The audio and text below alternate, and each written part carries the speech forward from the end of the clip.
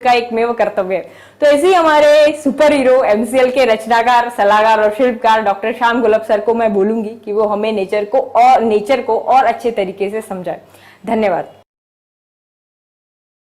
दोस्तों नमस्कार, मैं डॉक्टर श्याम गुलाब फिर से एक बार आपका इस ट्रेनिंग सेशन में स्वागत करता हूं। मैं आशा करता हूं कि आप सभी लोग स्वस्थ हैं और आप अपने साथ अपने परिवार का, यानी घर का परिवार और एमसीएल परिवार दोनों का ख्याल रख रहे हैं। मैं ये भी उम्मीद करता हूं कि आप सभी लोग 1 घंटा बहुत अच्छी एक्सरसाइज कर रहे हो, अपने हार्ट, अपने लंग को मजबूत कर रहे हो और अपनी इम्यूनिटी को बढ़ा रहे हो। तो चलिए शुरुआत करते हैं आज के टॉपिक से। दोस्तों, हमने देखा कि हमारे भारत में भौगोलिक परिस्थिति में कितनी सारी विविधता है। जैसे हमारी संस्कृति में है, वैसे हमारी भौगोलिक परिस्थिति में भी विविधता है। पूरी दुनिया में आप कहीं भी जाइए, कैसी भी क्लाइमेटिक कंडीशन, कैसी भी जमीन, कैसा भी हवामान अगर आपको चाहिए, तो हर तरह का वो क्लाइमेटिक कंडीशन, हर तरह की वो भौगोलिक परिस्थिति आज हमारे भारत में है। अगर मैं भारत के जमीन की बात करूं तो 91% हमारे पास जमीन है और 9% जमीन के ऊपर हमारा पानी, चाहे वो नदियां हो, तालाब हो, इस तरह बहता है। पूरे जमीन की अगर बात करें तो ऑलमोस्ट 30% हमारे इस जमीन के ऊपर है पहाड़, पर्वत। 43% हमारे इस जमीन के ऊपर है मैदान, प्लेन जिसे कहते हैं, जिसके ऊपर एग्रीकल्चर इंडस्ट्रीज हम लोग करते हैं, और 27% है पठार। तो दोस्तों, आज हम लोग देखने वाले हैं, पढ़ने वाले हैं, थोड़ा सा सीखने वाले हैं इस पहाड़ों के, पर्वतों के बारे में। दोस्तों, इसको लेके हमारा देश बहुत ही समृद्ध है। 30% एरिया हमारे देश का आज इस पहाड़ या पर्वतों के अंदर है। इस पर्वतों को और पहाड़ों को हम लोग कैसे डिफाइन करते हैं? तो कोई भी जमीन का टुकड़ा अगर थोड़ा सा ऊपर आए तो उसे हम कह सकते हैं पर्वत। लेकिन हम आम बोली भाषा में 2 शब्दों का इस्तेमाल करते हैं, एक तो पहाड़ और दूसरे पर्वत। तो क्या फर्क है दोनों में? तो जो दोस्तों, वैसे जियोलॉजिकल स्ट्रक्चरली कोई ज्यादा फर्क नहीं है। उनमें सिर्फ फर्क है तो है ऊंचाई का। इनफैक्ट ऐसे दुनिया में कोई ऐसा फिक्स्ड, ऐसा कोई क्लासिफिकेशन नहीं कि किसे पहाड़ बोलना चाहिए और किसे पर्वत। लेकिन आमतौर पर पूरी दुनिया में जो एक्सेप्टेड है वो ये है कि 300 मीटर तक, 1000 फुट तक अगर कोई ऊंचाई है तो उसे हम पहाड़ कहेंगे, और 1000 फुट के ऊपर, 300 मीटर के ऊपर अगर कोई ऊंचाई है तो उसे हम पर्वत कहते हैं। और दूसरा, और एक थोड़ा सा छोटा सा डिफरेंस दोनों में यह है कि जो पर्वत होते हैं उनके जो बाजू के साइड्स होते हैं वो बहुत तीव्र होते हैं, स्टीप होते हैं, जहां के पहाड़ियों पर वो जो साइड्स होते हैं वो बहुत ही धीमे होते हैं, आप चल के आसानी से ऊपर जा सकते हैं।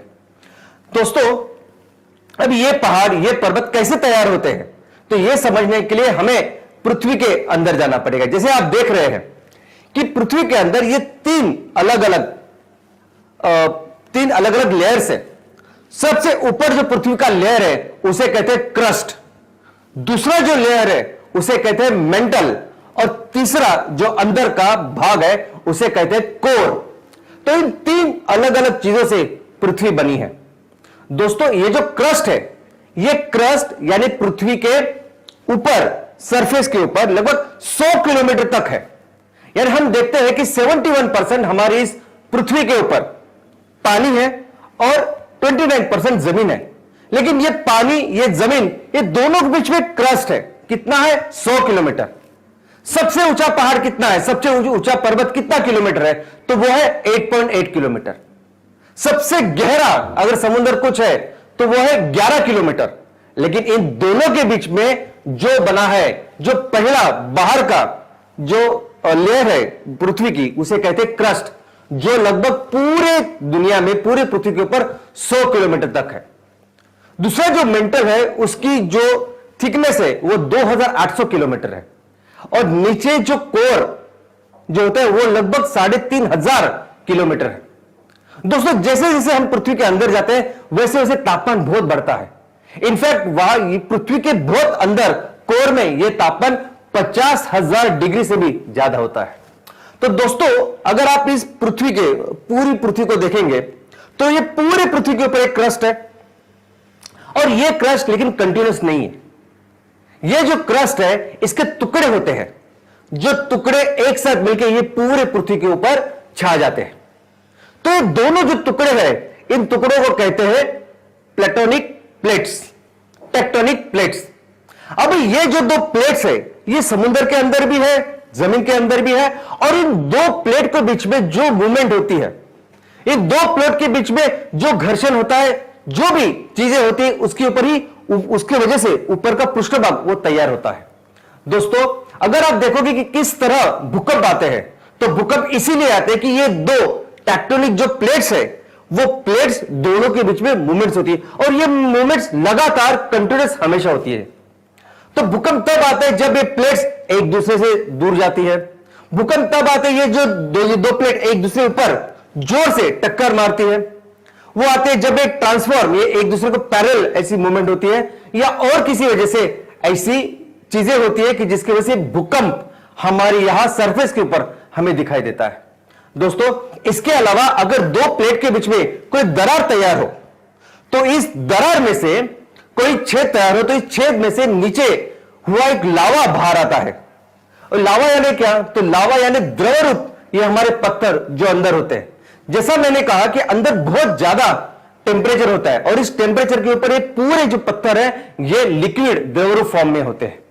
तो जब भी ऐसी कोई दरार पड़ती है, जब ये दो प्लेट्स के बीच में ऐसी कोई छेद होता है, तो भी छेद के ऊपर से ये लावा बाहर आता है, और इसे हम लोग कहते हैं वोल्केनो या ज्वालामुखी। तो दोस्तों, दुनिया में आप देख सकते हैं कि दुनिया में ऐसे सभी जो प्रदेश जहां दो प्लेट्स साथ साथ में है, ये सभी प्रदेश वहां के भूकंप, या ये सभी प्रदेश वहां का जो ज्वालामुखी, उसी लिए जाने जाते हैं। इनफैक्ट अगर देशों की बात करें, तो देशों में कई ऐसे इलाके हैं कि जहां बार बार ये भूकंप और ज्वालामुखी आते हैं, और इसका कारण यही है कि ये देश, ये प्रदेश, ये इलाके ऐसी जगह पे है कि जहां ये दो प्लेट्स आपस में एक दूसरे के साथ जुड़े हुए हैं, और वहां मूवमेंट्स हो रहे हैं। दोस्तों, अगर मैं भारत की बात करूं, तो ऐसे दो प्लेट्स, ऐसी रेखा हमारे भारत में भी है। आप देख सकते हैं कि हमारे भारत में भी ऐसी एक रेखा है कि जिसमें दो टेक्टोनिक प्लेट्स आपस में उनकी एक लाइन है, या उनकी मूवमेंट्स होती रहती है। और ये प्लेट के अनुसार ही हमारे देश में भी सिस्मिक मैप, यानी अर्थक्वेक का या वोल्केनो का मैप ऐसा तैयार किया है। तो हमारे देश में कुछ ऐसे प्रदेश है कि जहां ये अर्थक्वेक, ये भूकंप या ज्वालामुखी होने की संभावना होती है। अगर आप देखोगे तो हमारे वो प्रदेश थोड़ा सा गुजरात में भी है, थोड़ा सा वो जैसा आप देख सकते हैं कि हिमालय के बेस पे है, और नॉर्थ ईस्ट में ज्यादा है। भुज में जब भूकंप आया था, तो भुज का वो जो प्रदेश है, ये ऐसे ही दो प्लेट के ऊपर बसा हुआ है। दोस्तों, अभी यही स्थिति है, यही परिस्थिति, और यही वो जानकारी है कि जिसकी वजह से फिर ये पर्वत, ये पहाड़ तैयार होती है। कैसे तैयार होते हैं पहाड़? तो दोस्तों, ये दो प्लेट की वजह से तैयार होते हैं पहाड़। चलिए देखते हैं। सबसे पहले फोल्ड माउंटेन्स है, सबसे पहले जो प्रकार है। अभी फोल्ड माउंटेन्स है क्या? तो अभी जो दो टेक्टोनिक प्लेट्स जब आपस में एक दूसरे की तरफ आते हैं, तो एक प्लेट एक नीचे जाता है और एक प्लेट ऊपर आता है। यह जो ऊपर आने वाला प्लेट है, यह बनता है पहाड़। और दुनिया के सबसे जो ऊंचे पहाड़ आज की तारीख में है, वो सभी पहाड़ ये इस फोल्ड माउंटेन की वजह से है। दोस्तों, हमारे देश में भी जो हिमालय, ये इतना बड़ा पर्वत है, ये भी एक फोल्ड माउंटेन ही है। दूसरा है ब्लॉक माउंटेन। ब्लॉक माउंटेन यानी क्या? तो दो प्रदेश में दो अलग अलग जो लैंड पीसेस है, उसमें से एक बीच वाला जो प्रदेश है, भूखंड है, वो इसे ऊपर आता है। तो आजू बाजू की जो जमीन है वो एक ही लेवल पे रहती है, और बीच वाली जो जमीन है वो इस टेक्टोनिक मूवमेंट के कारण ऊपर आती है और पहाड़ बन जाता है। दोस्तों, हमारे देश में मध्य भारत में सातपुड़ा और विंध्य, ये जो पर्वत श्रृंखला है, ये इस तरह तैयार हुई है।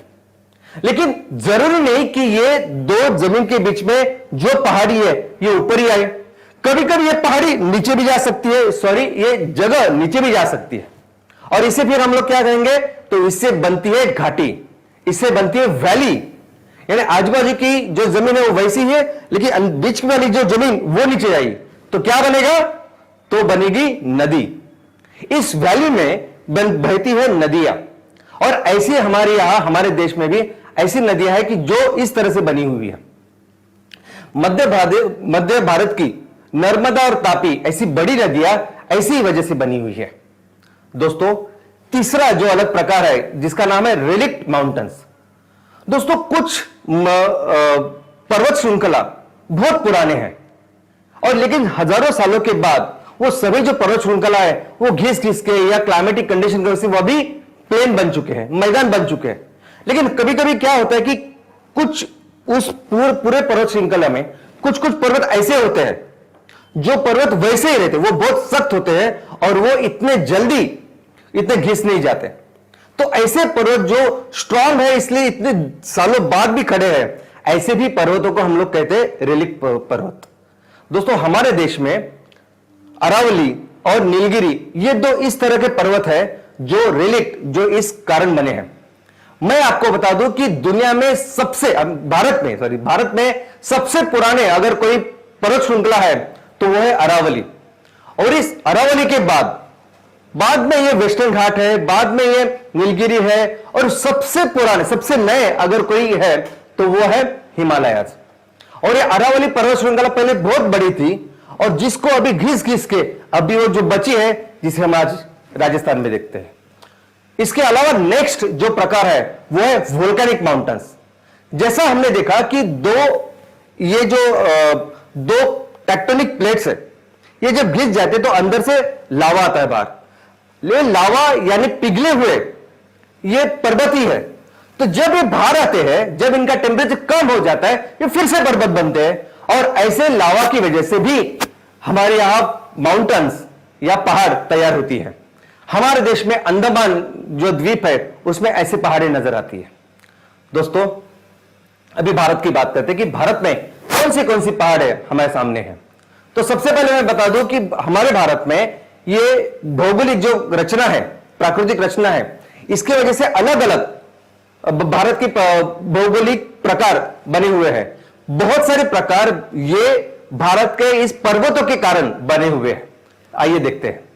सबसे पहले जो नॉर्थ या उत्तर भारत में जो प्रदेश है उसमें सबसे इंपॉर्टेंट श्रृंखला अगर कोई है तो वह हिमालय पर्वत श्रृंखला। दोस्तों, हिमालय ये दुनिया की सबसे बड़ी पर्वत श्रृंखला है। ये लगभग 2600 किलोमीटर तक इतनी लंबी है। लेकिन हमारे इस उत्तर भारत में सिर्फ हिमालय नहीं है, तो बाकी की भी पर्वत श्रृंखला है, जैसे पीर पांजाल, काराकोरम, लद्दाख, झास्कर, शिवालिक और कई सारे। अगर हम हिमालय की बात करें तो हिमालय हमारे देश के लिए बहुत जरूरी ऐसी पर्वत श्रृंखला है। इनफैक्ट मुझे एक्चुअली हिमालय के ऊपर एक बहुत डिफरेंट सेशन लेना पड़ेगा, तब जाके मैं थोड़ा सा कुछ हिमालय के बारे में आपको बता सकता हूं। लेकिन इस हिमालय के 3 अलग अलग प्रकार हैं। उत्तर से लेकर दक्षिण तक अगर आप जाएंगे तो सबसे उत्तर वाला जो है वो है ग्रेटर हिमालय, जिसकी ऊंचाई सबसे लंबी होती है और जो दुनिया के सबसे बड़े जो पीक्स है, जैसे एवरेस्ट है, K2 पीक्स है, कांचनजंगा, ये सभी उस ग्रेटर हिमालय में आते हैं। उसके नीचे दक्षिण की ओर होते हैं लेसर हिमालय और उसके नीचे होते हैं आउटर हिमालय और शिवालिक भी उनको कहते हैं। दोस्तों, इसके अलावा इस हिमालय के 4 अलग अलग नाम भी है उसके प्रदेश के अनुसार। अभी इस हिमालय में बहुत सारी नदियां बहती है, तो 2 नदियों के बीच में जो हिमालय है उसका जो प्रदेश है उसके अनुसार इस हिमालय के 4 प्रकार है।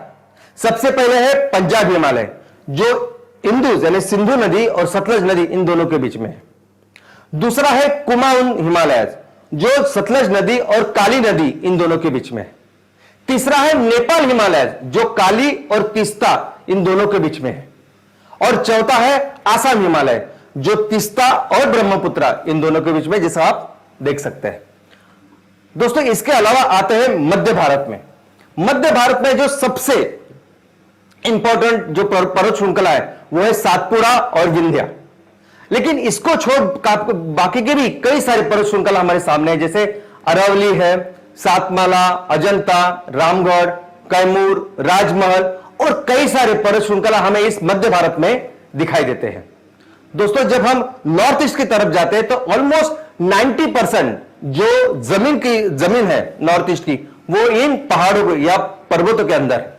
हम देख सकते हैं तो कई सारे ऐसे पर्वत है कि जिनकी वजह से उन स्टेट्स का नाम भी है। तो इन सारे पर्वत श्रृंखला में है गारो, खासी, नागा, मिजो, डाफला, पटकई, बरेल, मिश्मी और कई सारे।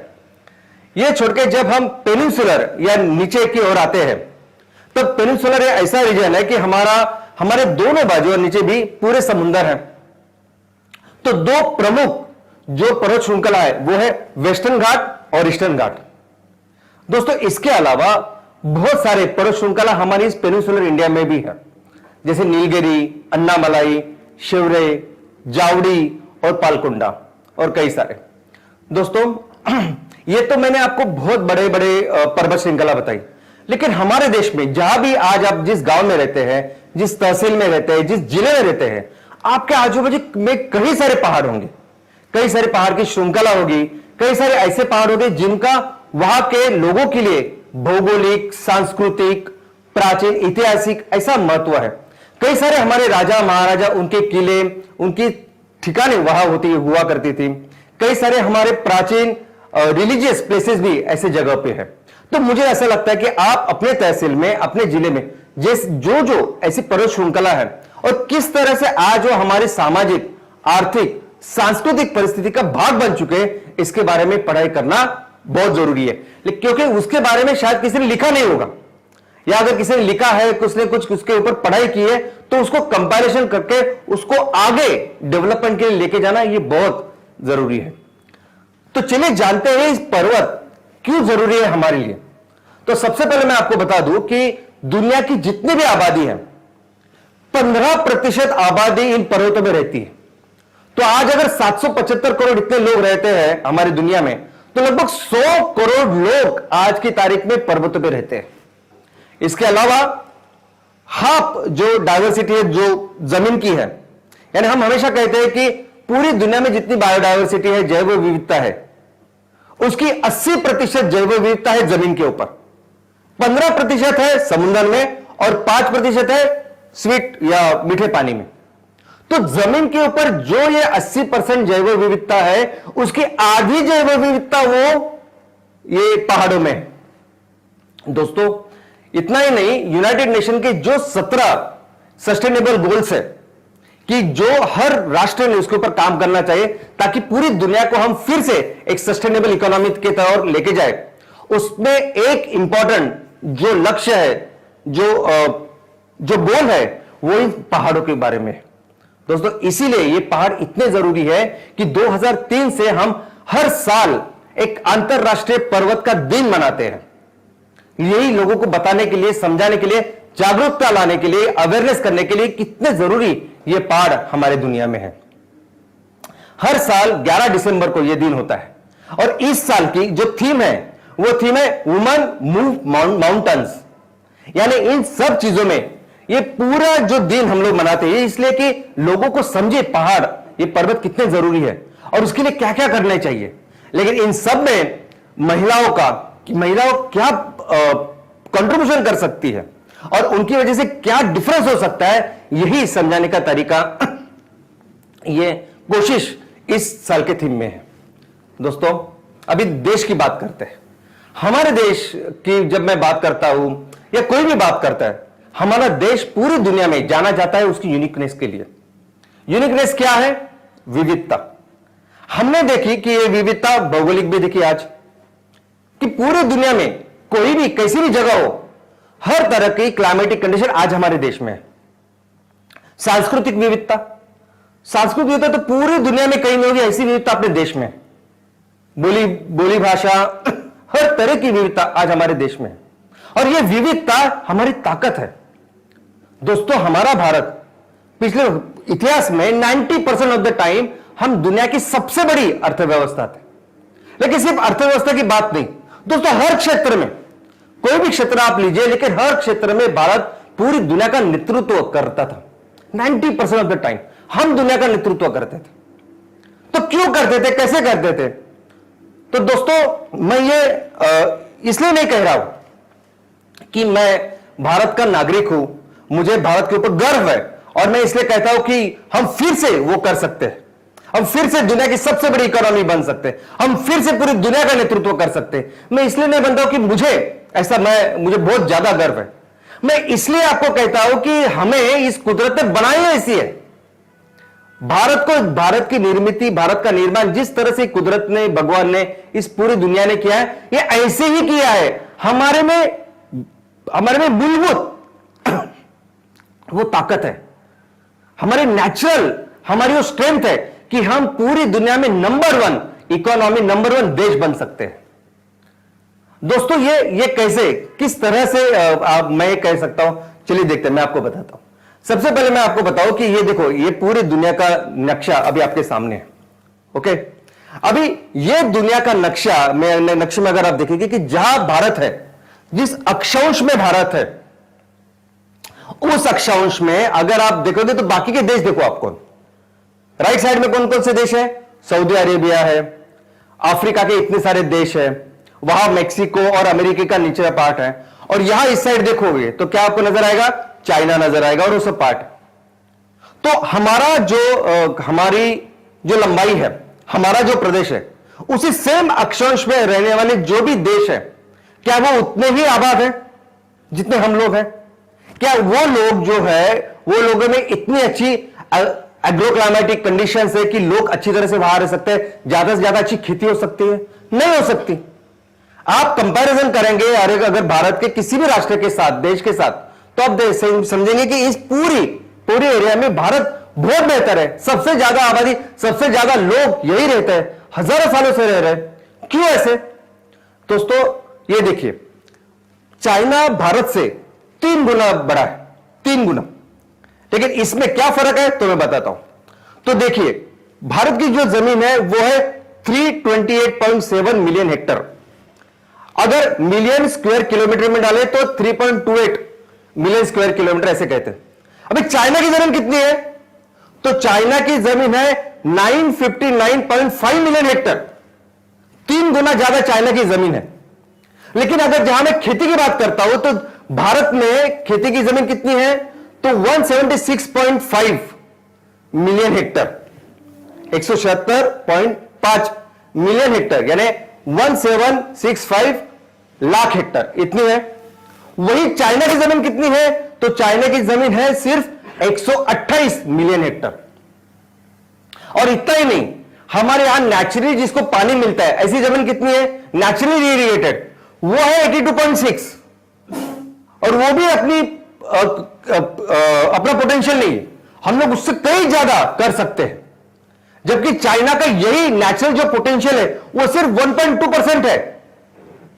नेचुरली इरिगेटेड चाइना की लैंड सिर्फ 11.6 मिलियन हेक्टेयर है।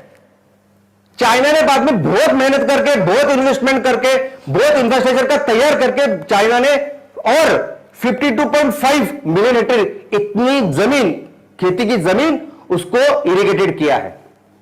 लेकिन फिर भी चाइना की टोटल इरिगेटेड जमीन कितनी है? तो वो है 64.6 मिलियन हेक्टर, और हमारी कितनी है? 82.6, जबकि हम लोग कुछ नहीं कर रहे। चाइना ने 80% जमीन, 80 से 85% जमीन चाइना ने बहुत मेहनत करके इरिगेटेड की है, और हम लोग कुछ ना करके भी चाइना से ज्यादा 82.6 मिलियन हेक्टर इतनी जमीन हमारे पास है।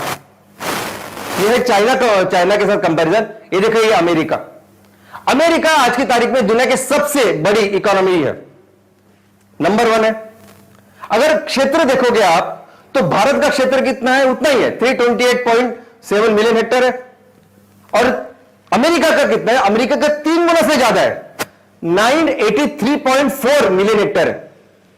यानी हम जितने बड़े हैं उससे 3 गुना बड़ा अमेरिका है। लेकिन जब खेती की जमीन आती है तो खेती की जमीन कितनी है? तो खेती की जमीन हमारे पास है 176.5 मिलियन हेक्टर, और वही अमेरिका की जमीन कितनी है? अमेरिका की जमीन 168.1, इतनी ही है, हमसे कम। लेकिन सिर्फ इतना ही नहीं, हमारी जमीन जिसको पानी अवेलेबल है, जो इरिगेटेड है, वो 82.6 मिलियन हेक्टर है। जबकि मैं हमेशा बोलता हूं कि इसका हमारा पोटेंशियल तो बहुत ज्यादा है उससे। और अमेरिका की जो इरिगेटेड लैंड है, अमेरिका की ऐसी खेती की जमीन जिसको पानी मिलता है, वो हमसे 1/4 है, 25%।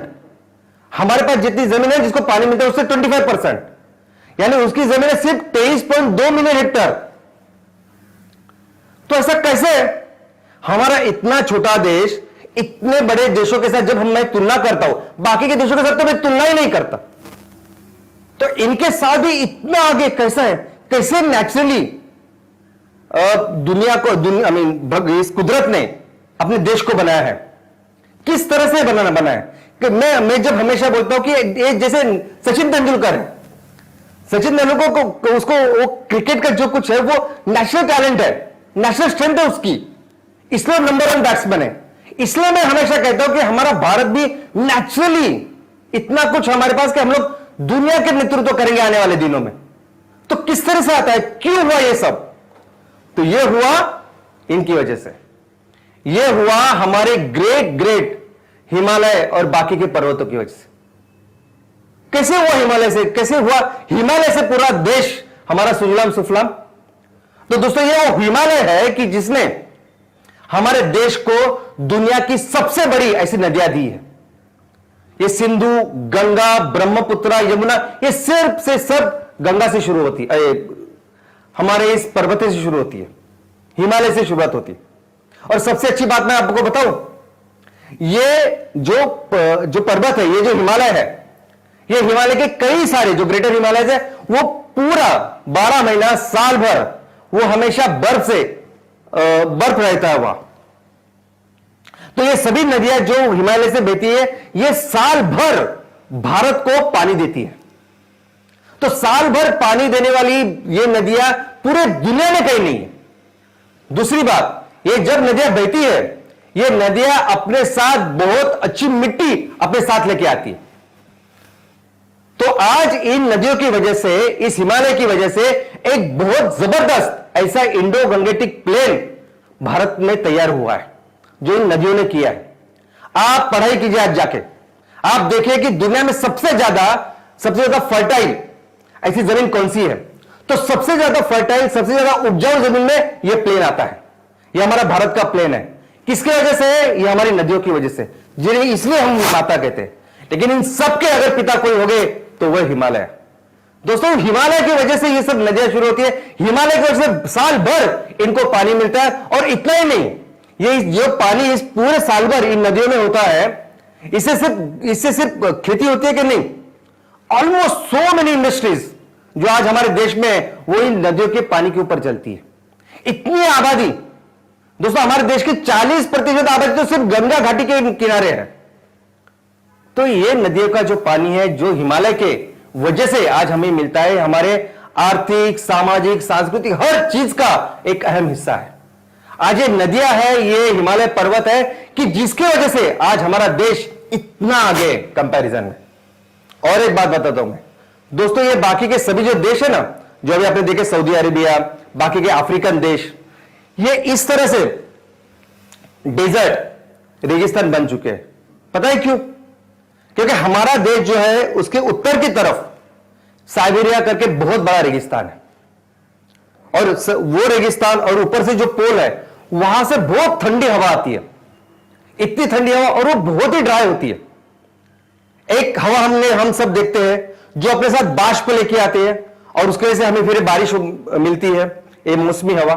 उस तरह से ऐसी ठंडी हवा भी है जो अपने साथ ये बहुत कम टेम्परेचर लेके आती है, और वो जब आती है तो पूरा प्रदेश इतना ठंडा करती है कि कोई भी वेजिटेशन, कोई भी सजीव वहां जिंदा नहीं रह सकता। ऐसी कंडीशन करते हैं कि वहां फिर हम ना खेती कर सकते हैं, ना लोग रह सकते हैं, ना कोई बस्ती हो सकती, इस तरह से। और आप देख सकते हैं ये, और ऐसी सेम परिस्थिति फिर हमारे सऊदी अरेबिया, बाकी के देशों में जो हमारे उस अक्षांश में रहते हैं, चाइना में भी वही परिस्थिति है। चाइना में बहुत सारा प्रदेश इस तरह से बंजर बन चुका है, रेगिस्तान बन चुका है। तो कौन है जो इन हवा को रोकता है और अपने देश को संभालता है? और वो भी है हमारा हिमालय। दोस्तों ये हिमालय है कि जिसकी वजह से उत्तर भारत का टेम्परेचर कभी ज्यादा कम नहीं होता, जबकि सेम अक्षांश में बाकी के देश अगर आप देखोगे तो वहां -2, -5, -10 तक टेम्परेचर जाता है। और इसी की वजह से उत्तर भारत में इतने सारे लोग, इतना बेस्ट प्रदेश अगर किसी ने बनाया तो उसका कारण है हमारे हिमालय। इसके अलावा यही नहीं तो नीचे से जो मानसून आता है, जो पानी के ऊपर से जो हवा आती है, जो बाष्प लेके आती है, उसको भी रोकता है हिमालय। हिमालय इसलिए रोकता है कि ताकि हमें ज्यादा से ज्यादा बारिश मिले। आपको सुन के ताज्जुब होगा, लेकिन सबसे ज्यादा बारिश पाने वाला देश है भारत, उसमें से एक है भारत। दोस्तों, ये हिमालय है जो नीचे समुद्र से जो हवा आती है, जो अपने साथ बाष्प लेके आती है, बारिश लेके आती है, उसको रोकती है। ये हिमालय है कि जो बे ऑफ बंगाल से जो बारिश आती है, जो हवा आती है, उसको रोक के वहां हमें ज्यादा बारिश देती है, और वो जो शुक्र और वो जो ड्राई हवा है वो फिर अफगानिस्तान की तरफ जाती है। जो अरेबियन हवा से, अरेबियन समुद्र से जो बारिश आती है या जो हवा आती है, ये वेस्टर्न घाट है जो उसको रोकते हैं, और बाद में सूखी हुई हवा फिर वो पाकिस्तान की ओर जाती है। दोस्तों, इतना ही नहीं, अगर आप देखोगे तो हमारे देश में भी जहां जहां पर्वत है, वहां एक जगह से पर्वत जिसको जब हवा को फेस करते हैं वहां बहुत ज्यादा बारिश होती है, और जब वो बारिश निकल जाती है तो उसके दूसरे साइड आप देखोगे तो ज्यादा बारिश नहीं होती, क्योंकि हवा जो होती है उसमें बाष्प बहुत कम हो जाता है। तो ये जो पर्वत है, ये पर्वत हमारे देश के ये बहुत ज्यादा पानी तो देते ही हैं, लेकिन जहां जहां पूरी दुनिया में जो पर्वत है, ये प्रकृति की एक जो पानी चक्र है उसको संभालता है। दोस्तों, प्रकृति का नियम ही है, जो भी आप इस्तेमाल कर रहे हो प्रकृति उसे हमेशा आपको सर्व करती रहती है। प्रकृति ने हर चीज की व्यवस्था प्रकृति ने इस तरह की है कि वो कभी खत्म ही नहीं होती, वो हमेशा शाश्वत होती है हमेशा। और मैं आज तो पानी का एग्जांपल दे रहा हूं, लेकिन आप हर चीज के बारे में आप पढ़ाई कीजिए। ये वो नियम ही है जिसके ऊपर पूरा संसार चल रहा है, लाखों करोड़ों सालों से चलता आ रहा है। तो अगर मैं पानी चक्र की बात करूं तो हम लोग देख सकते हैं कि ये पूरे जो समुद्र में पानी है उसकी भाप हो जाती है, वो ऊपर आते हैं, पहाड़ उसको रोकते हैं, वर्षा होती है, और वो वर्षा होने के बाद वही पानी फिर से नदियों के जाके समुद्र से मिलता है, और फिर से वो बाष्प होकर फिर समय अवेलेबल होता है यूटिलाइज करने के लिए, इस्तेमाल करने के लिए। दोस्तों, इसके अलावा ये जो बायोडायवर्सिटी है जो मैक्सिमम इन पहाड़ों के ऊपर है, ये बायोडायवर्सिटी है इन जंगलों में। तो इसीलिए आप देखोगे कि इस पहाड़ों में, इस पर्वतों में बहुत सारे जंगल हैं। जितने जंगल, जितने फॉरेस्ट आप देखोगे तो मैक्सिमम इन पहाड़ों के ऊपर है, इन पर्वतों के ऊपर है। और हर तरह के सजीव, चाहे वो वनस्पति हो चाहे वो प्राणी हो, आपको नजर आएंगे इन जंगलों में। इसके अलावा अगर मैं अपने देश की बात करूं, अपने भारत की बात करूं, तो भारत में पूरे दुनिया में जो सबसे ज्यादा बायोडायवर्सिटी वाले जो स्पॉट्स है ना, वो भारत में 34 जो इंपॉर्टेंट स्पॉट्स है, उसमें से 4 स्पॉट भारत में, और उसमें से सबसे महत्वपूर्ण कोई है तो ये वेस्टर्न घाट है। दोस्तों, वेस्टर्न घाट जो गुजरात से लेके महाराष्ट्र, गोवा, केरल, कर्नाटक, इसमें सब में जाता है। इसमें ऐसी कुछ चीजें हैं जो पूरी दुनिया से ऑलमोस्ट विलुप्त हो चुकी है, लेकिन आज वेस्टर्न घाट में पाई जाती है। इसके अलावा अगर हिमालय की बात करोगे तो हिमालय में 25% बायोडायवर्सिटी है, जो पूरे भारत में जितनी है उसकी 25% हिमालय में है। अगर मैं 4 वो स्पॉट्स की बात करूं तो वो 4 स्पॉट्स कौन से? तो हिमालय, वेस्टर्न घाट, नॉर्दर्न ईस्ट जो पूरा इलाका है वो, और हमारे लक्षद्वीप। दुनिया में सबसे जरूरी ऐसे बायोडायवर्सिटी स्पॉट्स है ये 4। दोस्तों, इसके अलावा ये जो पहाड़ है ये हमें हमारी जो बेसिक एग्रीकल्चर है उसमें भी बहुत मदद करते हैं। कितने सारी ऐसी एग्रीकल्चर की चीजें जो हम पहाड़ पे करते हैं। आज चाय के मामले में चाय की कल्टीवेशन, चाय को तैयार करना और उसको एक्सपोर्ट करना, इसमें पूरी दुनिया में भारत दूसरे स्थान पे है। वो है इन पहाड़ों की वजह से। लेकिन इतना ही नहीं, इन पहाड़ों के ऊपर कई सारे हॉर्टिकल्चर, फ्लोरिकल्चर, मेडिसिनल इतनी चीजें होती है। दोस्तों, मैं अगर आपको बात बताऊं तो बहुत सारे, सिर्फ ईस्टर्न घाट, वेस्टर्न घाट, नीचे की जो पर्वत श्रृंखला है वो तो है ही, लेकिन इस हिमालय में कुछ ऐसी स्पेसीज है, ऐसी मेडिसिनल चीज है, हर्ब्स है कि जो पूरी दुनिया में अवेलेबल नहीं है, और मैं ये रिकॉर्ड के ऊपर बोल रहा हूं। दोस्तों, इसके अलावा हमारा जो भारत है वो आज पहले 5 में आता है सबसे ज्यादा बिजली कंज्यूम करने वाला देश। सबसे ज्यादा बिजली हमारे देश को लगता है क्योंकि आबादी इतनी है।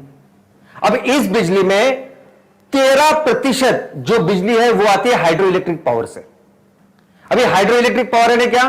तो पहाड़ की ऊंचाई से जब पानी नीचे गिरता है तो वो जो फोर्स होता है, वो जो उसके पानी में छुपी हुई ऊर्जा होती है, उस ऊर्जा से हम लोग टरबाइन घुमाते हैं और वही ऊर्जा हम लोग इस्तेमाल करते हैं।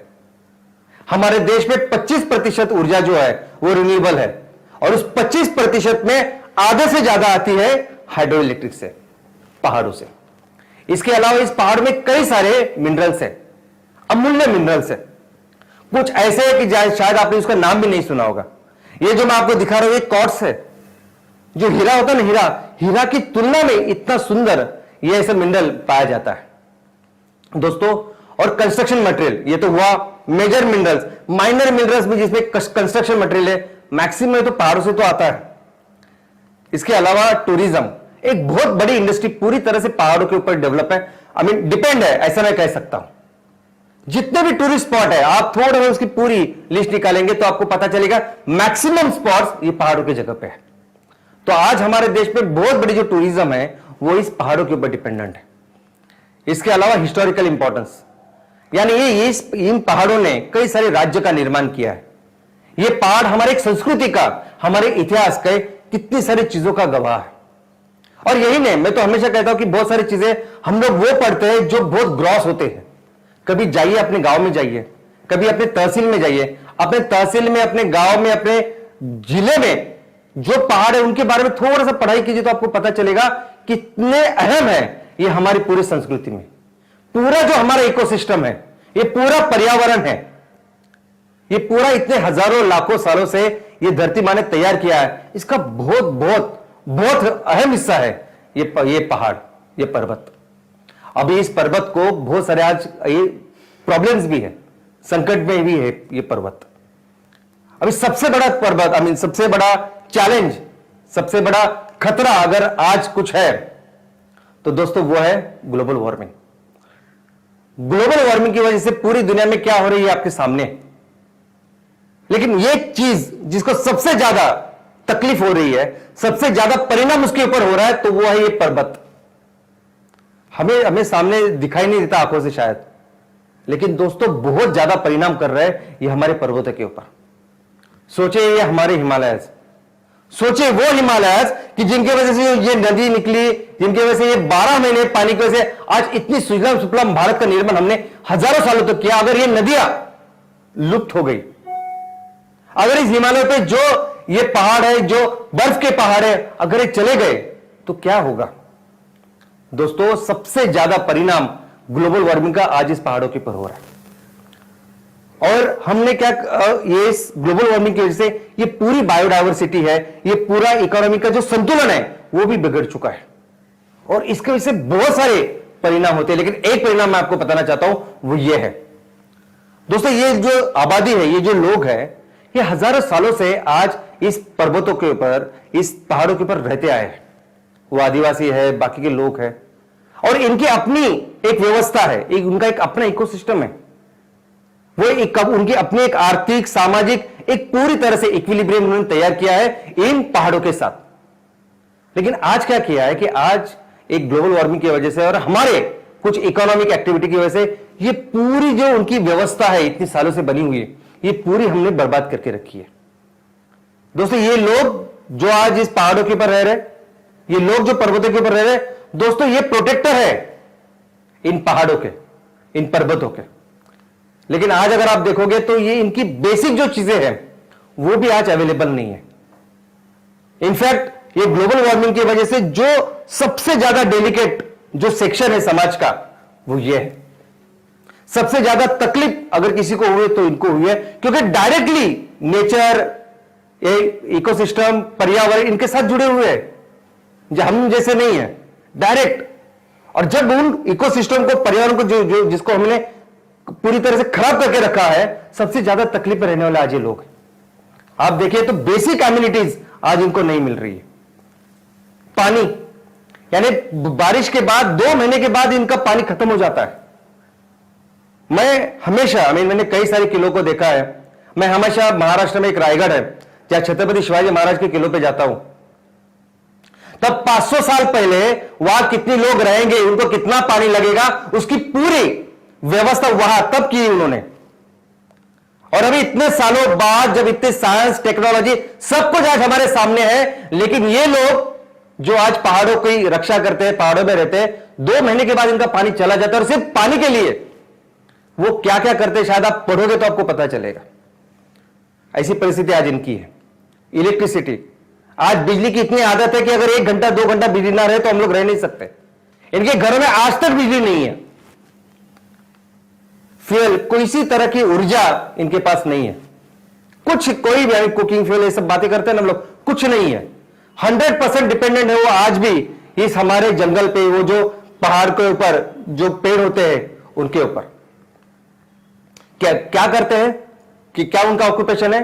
तो एग्रीकल्चर। एग्रीकल्चर हमारा सबका बेसिक है, लेकिन इस एग्रीकल्चर में भी जिस तरह का एग्रीकल्चर ये कर रहे हैं वो बहुत ही पारंपरिक, बहुत ही पुराना है, जिसे कहते हैं शिफ्टिंग कल्टीवेशन, झूम कल्टीवेशन। ये लोग जो पहाड़ पे रहते हैं वो कैसे करते हैं मैं आपको बताता हूं। यानी वो जहां खेती करनी हो वो पूरे उस इलाके को साफ करते हैं, वहां खेती करते 2-3 साल, और 2-3 साल के बाद वो खेती करने के बाद वो वहां से निकल जाते हैं, दूसरी जगह जाते हैं, फिर से वो पेड़ों को साफ करते हैं, काटते हैं और फिर से वहां खेती करते हैं। और ये मैक्सिमम जो खेती है ना जो कर रहे हैं वो सिर्फ खुद के खाने के लिए करते हैं, बेचने के लिए और नहीं। आप कभी जाएंगे तो आपको पता चलेगा। तो इस तरह के कंडीशन में वो आज है। आज ऐसी कंडीशन है कि ये जो लोग हैं, इनके लोगों को ना एम्प्लॉयमेंट है, ना कुछ कमाने का कोई साधन है, ना रोजी रोटी का कोई साधन है। ऐसी कंडीशन में ये लोग आज रह रहे हैं, और इसी का फायदा उठाते कोई लोग, जो समाज के दुश्मन, ऐसे लोग जो फिर इनके लोगों के थ्रू फिर चोरी करते हैं, इन लोगों के थ्रू स्मगलिंग करते हैं। क्योंकि ये पहाड़, ये पर्वत बहुत रीच है मिनरल्स में, जैसे हमने देखा स्पीसीज में।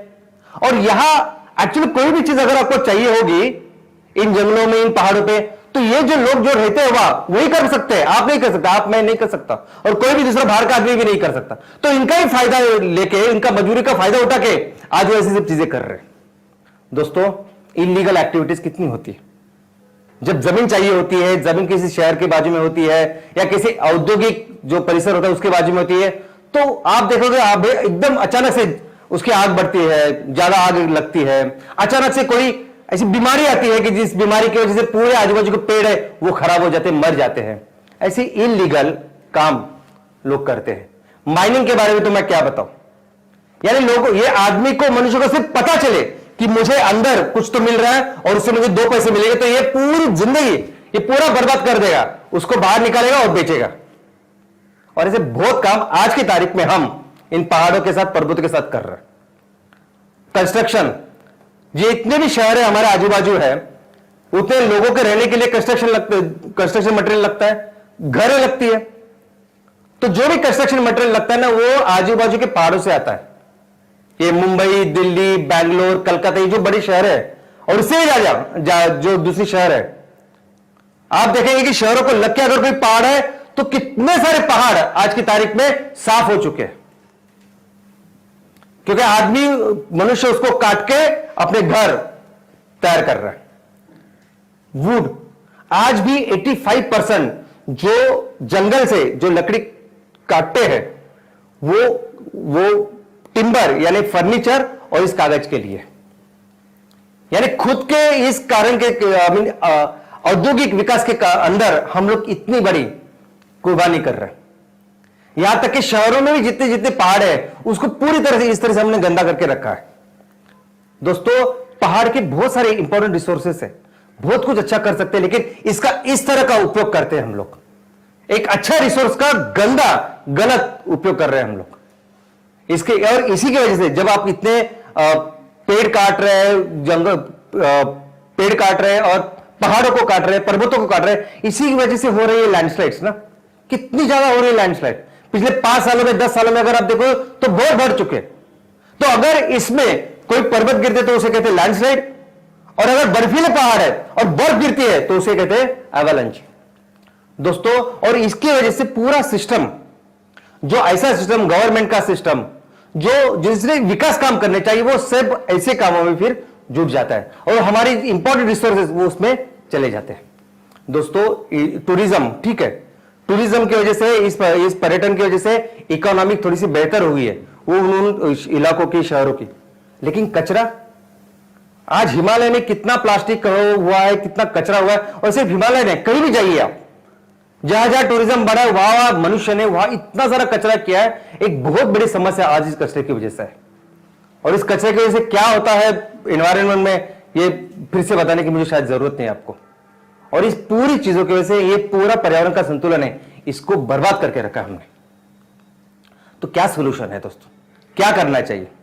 तो मैं एक बात बताता हूं आपको कि जब से हम लोग आजाद हुए हैं, ये आजादी के बाद से चाहे वो केंद्र सरकार हो, बाकी के राज्य सरकार हो, सभी सरकारें इन पहाड़ी इलाकों के लिए कुछ ना कुछ कर रहे हैं। कोई स्कीम होती है, कोई योजना होती है, क्योंकि ये बहुत इंपॉर्टेंट है, ये तो सभी जानते हैं।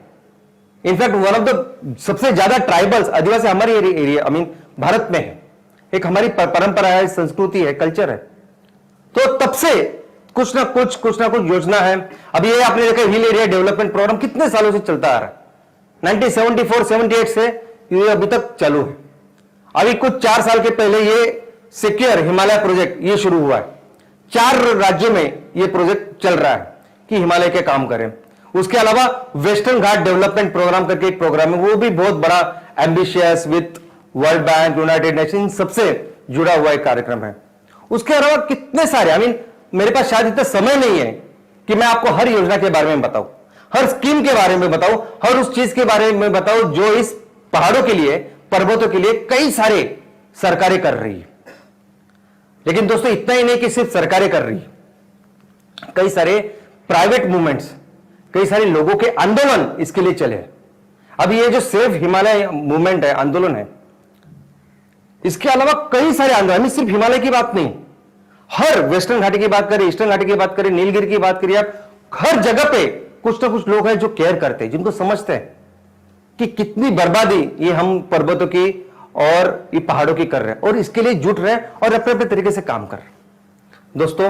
और ये आज के नहीं, ये बहुत पहले से, जैसे मैं कहता हूं कि बहुत सारी स्कीम्स आजादी के बाद से, वैसे लोगों का इन्वॉल्वमेंट, लोग जो इसके लिए काम कर रहे हैं वो भी तब से, बहुत सालों से हम लोग ये काम कर रहे हैं। और इतना ही नहीं कि लोग सिर्फ काम कर रहे हैं, कोई सभी लोग मिलकर काम कर रहे हैं, कुछ लोग अपने वैयक्तिक इंडिविजुअल लेवल पे भी काम कर रहे हैं। हमने देखा कि कैसे अफरोज शाह, एक आदमी निकला कि मुझे उस बीच के ऊपर, वो जो किनारे के ऊपर जो कचरा है वो साफ करना है, एक आदमी ने शुरुआत की और वो आंदोलन बन गया। वैसे एक अफरोज शाह इस हिमालय के लिए भी काम कर रहा है, जिसका नाम है प्रदीप सांगवान। उसको भी ये बिल्कुल सहन नहीं हुआ कि इतनी खराबी हम लोग कर रहे हैं। 2014 से ये आदमी जा रहा है और पहाड़ों में जितना कचरा है जो है वो साफ कर रहा है।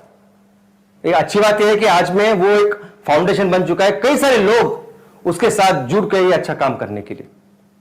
लेकिन दोस्तों अगर इसका रिजल्ट अगर आप देखोगे, यानी हम आजाद हुए तब से लेके गवर्नमेंट कर रही है, हम कर रहे हैं, कुछ प्रोजेक्ट्स है जो वर्ल्ड बैंक कर रही है, कई सारे ऐसे प्रोजेक्ट है जो प्राइवेट कंपनियां सीएसआर के फंड के थ्रू भी कर रहे हैं। अगर आप पढ़ाई करेंगे तो आपको पता चलेगा, सही सब लोग काम कर रहे हैं इसके ऊपर। लेकिन शायद वो जो एफर्ट्स है वो बहुत कम है, क्योंकि उसका जो रिजल्ट होना चाहिए वो बिल्कुल सेटिस्फैक्टरी नहीं है।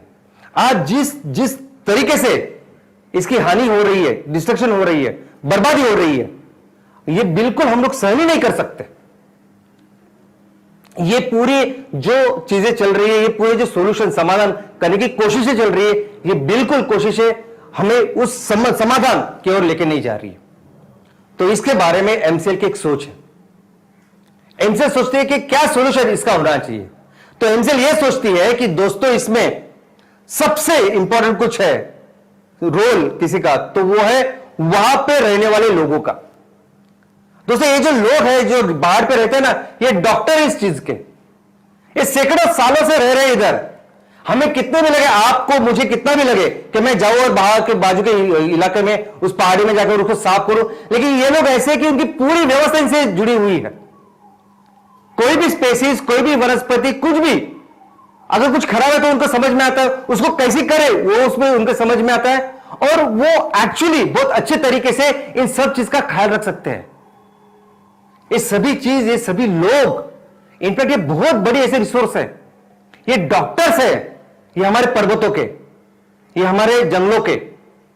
अभी क्या, लेकिन प्रॉब्लम यह है कि ये खाली पेट नहीं कुछ कर सकते।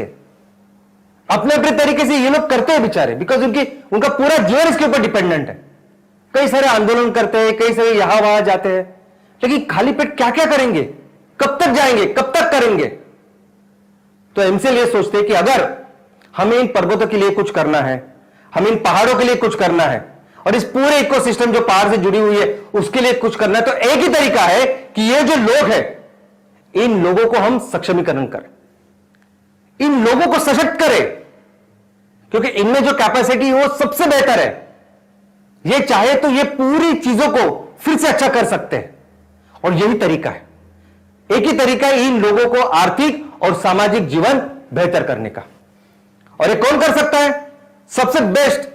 तो वो है ये एमसीएल विलेज प्रोजेक्ट। दोस्तों, एमसीएल विलेज प्रोजेक्ट हर कोई बस्ती, हर कोई गांव, हर कोई कहीं भी कोई भी लोग अगर रहते हैं तो वो कुछ किसी न किसी गांव में है, कोई भी कस्बा किसी न किसी गांव में है। क्या आप देखते हैं कभी इलेक्शन होता है, इलेक्शन में कभी भी ऐसा आपने गांव देखा है, कभी ऐसा कस्बा देखा है जो छूट गया है इस इलेक्शन से? नहीं, प्रॉपरली सबका सेंसस होकर सभी प्रॉपर नोट उस सेंसस में है, कोई भी लोग रहते हैं। तो आज कहीं भी ये काम कर रहे हैं, कहीं भी लोग रह रहे हैं, तो आज वो किसी न किसी गांव में है, किसी न किसी ग्राम पंचायत में। तो अगर ग्राम पंचायत के स्तर पे हम लोग खड़े रहे, ग्राम पंचायत स्तर के हम लोग, अभी एमसीएल के बारे में भी हम बात करते हैं, एमसीएल का क्या उद्देश्य है? तो ज्यादा से ज्यादा बेहतर बिजनेस करना और लोगों को ज्यादा से ज्यादा अपॉर्चुनिटी देना। तो इस एमवीपी के जरिए हम लोग अपने लोगों का जो है आर्थिक विकास अच्छी तरीके से कर सकते हैं। सबसे इंपॉर्टेंट, सबसे क्रुशियल प्रोजेक्ट है ये एमसीएल विलेज प्रोजेक्ट, क्योंकि एमसीएल विलेज प्रोजेक्ट क्या करेगा, वहां रहने वाला, वहां का जो उद्योजक है वो ये सोचेगा कि वहां जो रहने वाले हमारे जो लोग हैं जो आज पहाड़ों में रहते हैं, क्या बेस्ट कर सकते हैं, वहां के क्या रिसोर्सेस है, और ऐसी कौन सी चीज मैं हम लोग तैयार कर सकते हैं जिसको हम मार्केट में बेच सकते हैं। आज कितने सारे सेक्टर्स है। आज अगर मैं सिर्फ बायोमास की बात करूं, जिसे हम लोग फ्यूल बना रहे हैं, तो बायोमास तो कहीं भी आ सकता है। अगर मैं ऑर्गेनिक फूड प्रोडक्ट्स की बात करूं, तो दोस्तों कई सारे, मैं आपको बोलता हूं, कई सारे ऐसे वनौषधि है या वन में मिलने वाले जो सुपर फूड है, जो पत्ता भी नहीं है।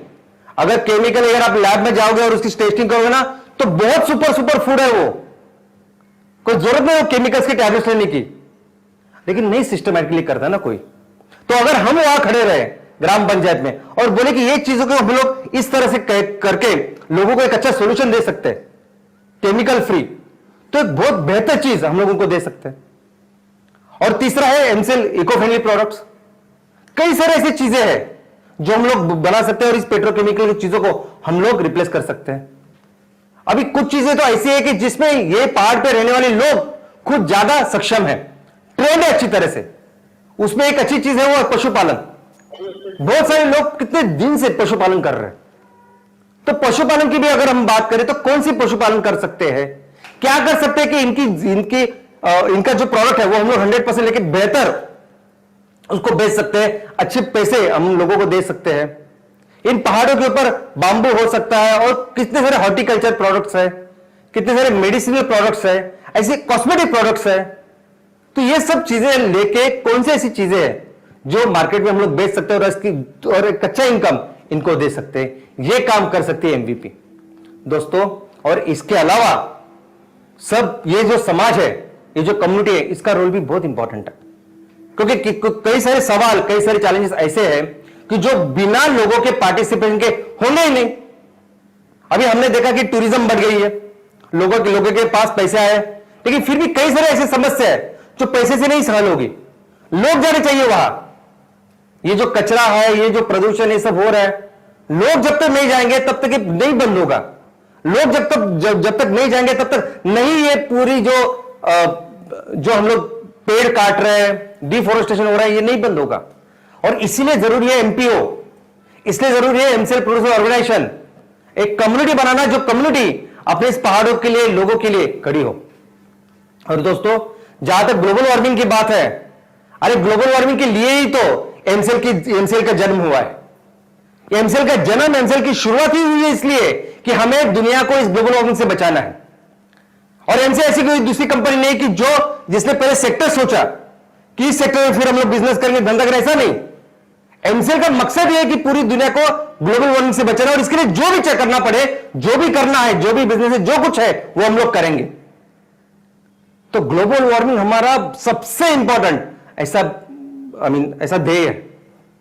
और इसके लिए मुझे पता है कि जिस तरह से अभी हम लोग काम कर रहे हैं, बहुत जल्दी हम पूरी दुनिया को इस ग्लोबल वार्मिंग से बचाएंगे।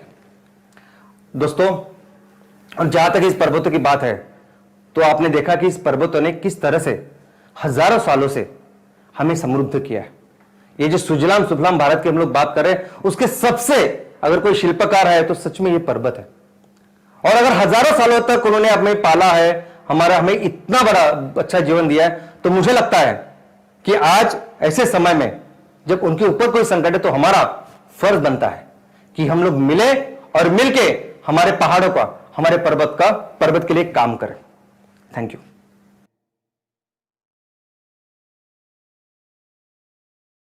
गुड मॉर्निंग एमसीएल इंडिया परिवार। और एक शुक्रवार और शाम सर का ट्रेनिंग वेबिनार, हमारे दिलो दिमाग पे जोरदार प्रहार, हमारी सोच पे एक जोरदार वार। यस, आज शाम सर ने याद दिया हमें कि नदियां हमारे अगर माता है तो ये पर्वत हमारे पिता है। इन्हीं पहाड़ों में जिंदगी बसती है, पनपती है, और हम अकेले ही इस पर्वतों की, पहाड़ों की संवर्धन करने के लिए हमें उसकी शुरुआत अपने से शुरुआत करनी है। अगर श्याम सर ने आज बड़े बड़े पहाड़ों की बात की, तो बच्चों ने बतलाया है कि छोटी छोटी चिटियां भी हमारे पर्यावरण का बहुत बड़ा हिस्सा है। श्याम सर और बच्चों की यही कहानियां, यही ट्रेनिंग हमें प्रेरणा देती है, और इसी प्रेरणा को लेके चल रहा है गांव गांव, तालुका, जिला और इस देश भर में एमसीएल रिवॉल्यूशन का ये नारा। Thank you very much all MCL, MVP owners, channel partners, BDS, senior BDS, MPO, MBS, senior prime BDS and entire MCL India family। जी हां, मैं और एक बार शान से कहूंगा, यस, आपको इस देश की मिट्टी का वास्ता है, और MCL ही सुजलाम सुफलाम भारत का रास्ता है। जय हिंद, जय MCL।